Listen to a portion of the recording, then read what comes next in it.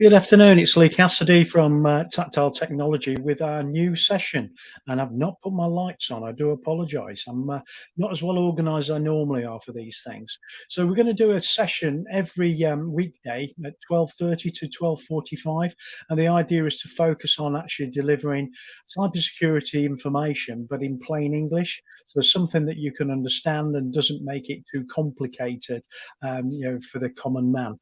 I did mention it last week in another session we're doing that a lot of people treat cybersecurity like another language. It's a bit like Klingon, so not very pleasant sounding, and no one understands it at all. But as a small business, it's really important that you understand how cybersecurity can affect your business. So, how can the hackers get in? How can they exploit you, both financially? Um, Taking your data and also potentially risking your reputation. And there's some really big issues out there, and it's changing all the time. It's really important that we do understand as business owners what cybersecurity issues there are and how we can actually protect our business better. So the idea today was to actually go through Nist. So Nist is the National Institute for Standards and Technology, and it's a framework that was developed by Nist in the US for businesses in the US to be able to ensure that they were protected to a reasonable level. And it's not too complicated if you look at it, from a framework perspective, but a lot of people are not really explaining it very well. So what I wanted to do is just do a little presentation just to show you a little bit about what NIST is about. So let's start off with the basics of NIST. So NIST is made up of 5 functions.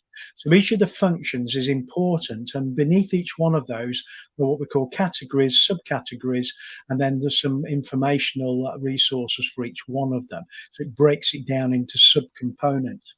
But we start off with identify.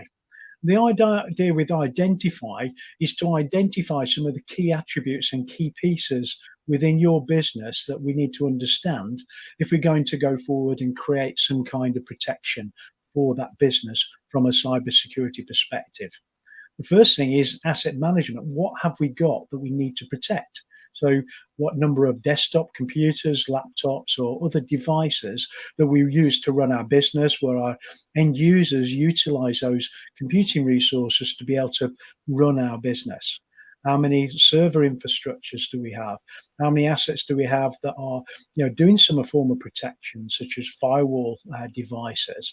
And what about cloud services? Are we using some kind of SaaS-based cloud service like Office 365 to do our email? Do we utilize it for file sharing using OneDrive? So understanding all of the assets that we've got, but then looking at our current business environment. So how do we deliver our business to others? What are the components? How does it fit together? So we're building up a picture of what our business looks like and the component parts of it. We also then look at governance. So what governance have we got in place at the moment? How do we control what we do? What process and procedures are already in place? And how can we manage it from a cybersecurity perspective to ensure that we've got governance from the IT and security side of things? The next thing is do a risk assessment. So once we've identified all the key assets, what we need to do is actually look at the risk of each one of them. One asset might be that we retain customer information, and it's a part of what we do that we retain that information, we utilize it regularly. Where is that information about our customers held? How secure is it? What is the risk if someone actually was to breach our defenses and get hold of that information? Do we hold things like credit card data for these people? That could be even more of an impact if they actually got there, so the risk is much higher. So for each of those assets and that business environment, we're going to look at the risk. So we're going to work our way through about the risk of each one of them. And at the end of it, we should have a prioritized list of the key risks that we've got within our business, in line with the cybersecurity threat for the business. Then what we've got to do is look at our risk management. So how much of a risk are we prepared to take, and which areas are we prepared to take risk in? We need to make sure that we focus on areas that are going to be major impact. What will stop us delivering our business to our customers. Whatever it is, whether that's service or product, what will stop us actually being in business? We need to have that at the top of the list to protect against that particular issue. If we look at cybersecurity, it could be many different things. It could be, theft of data. It could be encryption of files from a ransomware attack, and also a denial of service type activity. So we need to look at those risks and which are the highest risks to us and what we can do about them. And again, it's also down to our appetite for risk. What are we prepared to accept from a risk perspective? So that's the identify. So looking at all the assets, looking at the business environment, setting up some governance and looking what governance is in place at the moment, and then looking through the risks and then our attitude to risk for them. The next piece is the protect side. So how do we, control access to, our systems? How do we control users' access to their desktops, their other devices? What about access to web-based services that we deliver that based on equipment we provided in our data center, in our co-location facility, or even something that's cloud delivered? How do we control access to it? Password, multi-form factor authentication using text messages or an authenticator device, or even making it simple that it pops up on the mobile phone of the end user to say, is this you that's trying to get in? Do you want to authorize access? And be able to click a tick or an X if it's not us trying to get in there. So how do we control access, to all of our infrastructure that we want to get to? Next thing is awareness. So we need to ensure that our end users are aware and are trained to understand what an attack looks like. What will appear on our desktop, what will appear within our antivirus or our endpoint detection piece if there is some kind of breach going on our machine. What does look like a suspicious email? I put a post out today that something that's recently happening to a lot of people is getting what we called email thread hijacking. So someone actually, in the middle of a thread of email, they take control of someone's desktop and they send an email to someone who's in that chain, and they actually trust it because it's part of a chain of emails, between a number of people that have been bouncing backwards and forwards over a period of time. So they don't, they're not suspicious to it. It's not an email they've just received on its own with nothing else. It's part of that, thread of emails we've been talking about. And awareness training is one of the key things for us to understand what looks different. What looks different from a behavioral perspective? What looks different from, the person who's sending the email? How would they normally speak in an email? Does it look different, to what's been done before? Depending on, the type of attack we're talking about. But also awareness of not putting passwords and usernames into willy-nilly boxes that appear on our screens at times as well. We also need to look at data security. How do we protect that data? How do we ensure that people in the outside world can't access that data directly? How are we going to ensure it's protected? What level of encryption are we going to utilize, depending on where that data resides as well? One of the areas we've seen with a lot of people around ransomware attacks is that the actual hackers will actually look for your backups. So they'll actually go through and look for backup files, and they're quite commonly named by the different software platforms with a specific format.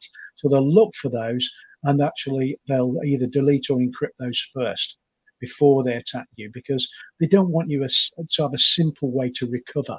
So data security is really key in protecting not only the data that's within our environment, but also things like our backup snapshots as well. Next is information protection. How we, protecting the information that we've got in there. So all of our end user details, all the information about our employees, HR type information. So all of the information that we've got within our business, how do we protect that as well? And again, we need to have a regime in place to protect that. Next, we look at the detect side, because it's pointless having all this infrastructure in place when we don't actually know we're actually being breached. And we've seen over a number of years that a lot of large organizations didn't actually know they were breached, and they didn't know for much longer afterwards, maybe 6 to 12 months. There was the issue with solar winds that happened about 12 to 18 months ago. The majority of the people that were infected by that particular piece of malware through an update within SolarWinds didn't know about it until at least 6 months after it'd been deployed, because most hackers won't actually deploy some software and use it straight away. They want to wait a while for you to get used to it so it looks like it's normal, that piece of software in the background, so they don't create a lot of noise.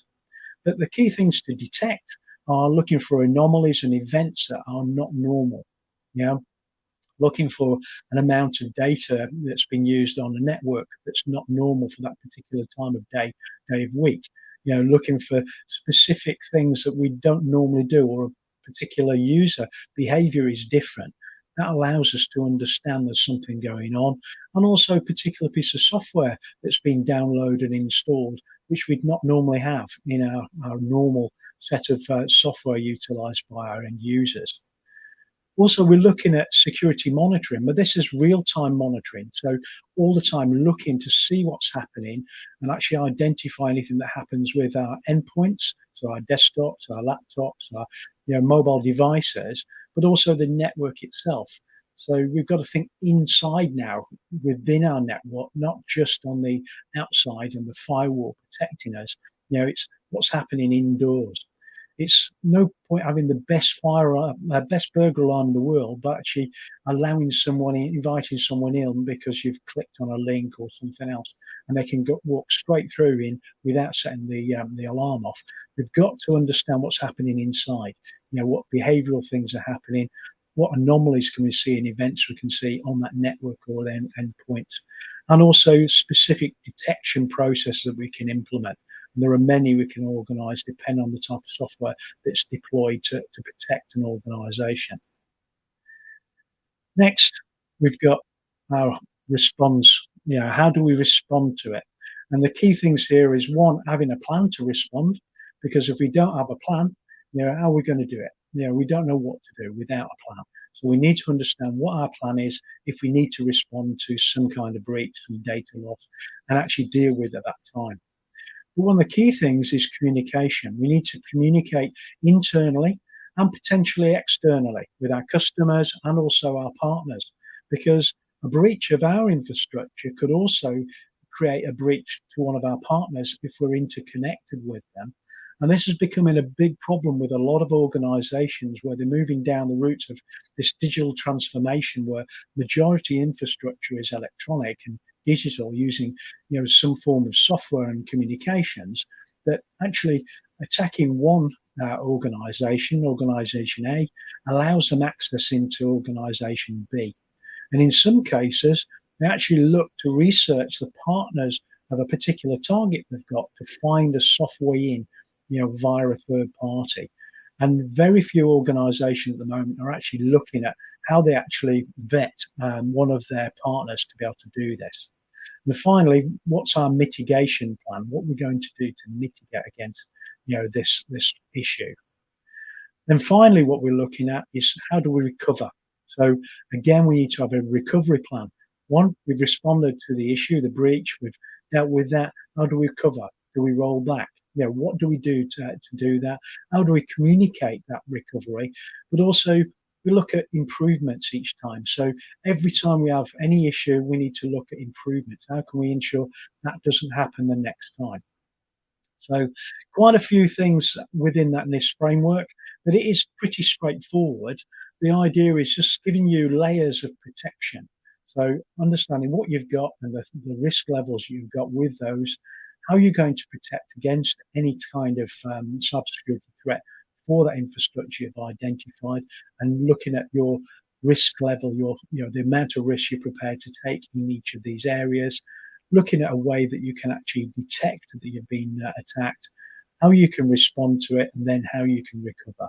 So a really straightforward way of protecting your business, and a simple way to deter cyber security issues in your business.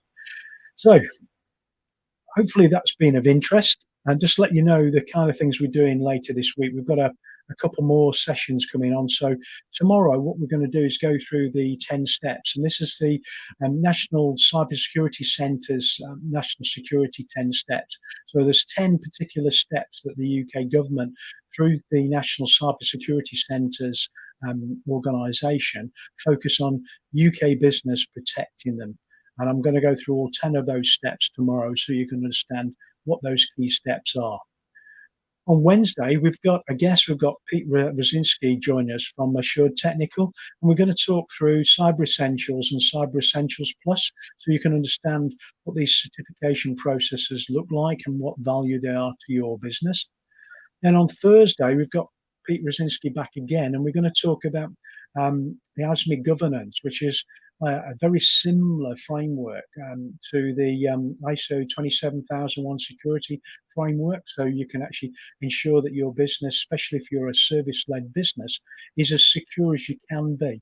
We're going to talk about ISME governance and how that benefits an organization. But we're also going to look at holistic security assessments as well, and how you can actually protect your business both physically as well as electronically using that mechanism. And finally, on Friday, we're going to start going into each one of those 10 steps that we talked about. We're talking about tomorrow. So going through those 10 steps over the next couple of weeks and touching on each area of that. One of them being data protection, so backup and recovery scenarios, and all the things.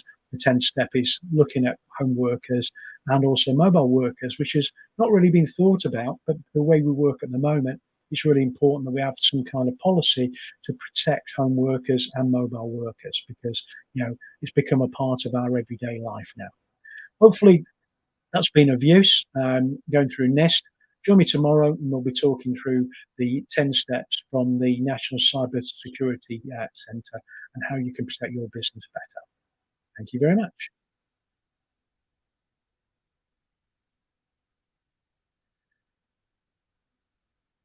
And also, we've had a couple of notes. We've had Mike Nevin say he actually seems to have lost connection. Don't know if anybody else had any problems, but I don't seem to have any issues here. We also had a message from Caitlin Spears who said hi. So, hi, Caitlin. Hopefully, it was of use to you, and hopefully, you can join me tomorrow. Thank you very much.